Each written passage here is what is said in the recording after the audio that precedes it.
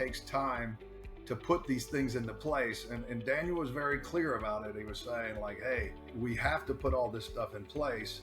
And when you've been in business a long time, you're hearing words, but you're thinking about all the times you've been burnt in the past. So you're like, okay, I'm hearing the words, but where's the actions? I need to do it. Even though I had a level of trust with what you all were saying, it's still like, hey, I have to see the actions. And again, I can't reiterate enough, what was different was the meetings and the discussions and the legitimate responses I was getting, even to my frustrations. I'm a pretty straightforward person, but I'm not highly emotional. I'm like, hey, I just want to see it. And I was getting answers to my questions, and I was seeing incremental improvements to the way we were approaching it. So then after 60 days, I started to see some things happening, and you obviously get super impatient.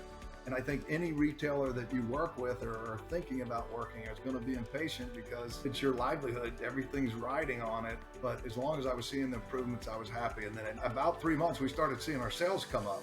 And actually, interestingly, we didn't know where the sales were exactly coming from because you have to weed out a lot of stuff at the beginning. Like, we were getting Google leads that were wrong still. We were improving and working on it, but our sales started going up. So I'm one to give credit when credit's due and be critical when it's not. I'm like, well, something's working because the fundamentals are all there. The fundamentals that I know that on our discussions, I'm being listened to.